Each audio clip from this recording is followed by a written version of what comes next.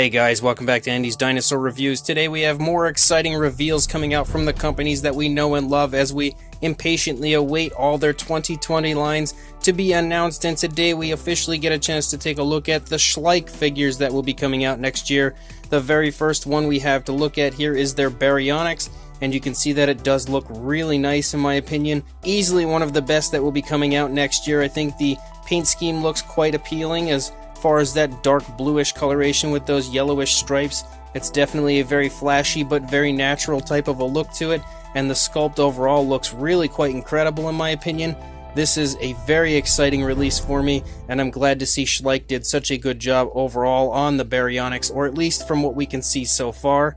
The next one is the Postosuchus, and honestly, I can't tell if it's just the angle or what, but it is terrifying looking. It is actually scaring the crap out of me just looking at it right now from this image. Something about that head is just so weird looking that it's probably going to be something that pops up in my nightmares tonight. Aside from the weird look, I think maybe it might just be the angle. If we see another side angle, it could look really nice. I'm not entirely sure. I think the detailing of the body does look really nice, and the paint application and everything also looks really quite beautiful. It's nice to see that they've included a dark wash on it and everything, so I'm hoping it's just the angle of this that makes it look weird, and it will look better from a side angle. The next one is the Agustinia, and it really definitely does have a very Schleich-like appearance, that's for sure. The sculpt kind of reminds me, as far as the detailing and the overall appearance of it, similar to their Kentrosaurus, which in my opinion is not a bad thing because I really loved their Kentrosaurus, and overall I think the Agustinia really looks quite beautiful.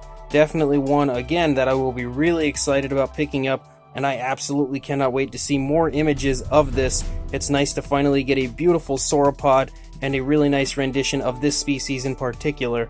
The paint scheme is half decent. I mean, it's nothing amazing, nothing to write home about, but I think it looks pretty good and fairly natural, so overall this one's another win. Then we have quite possibly my favorite, honestly, out of the bunch, and in my opinion it was going to be the sleeper originally, but this is their Ankylosaurus, and wow, it looks incredible to me.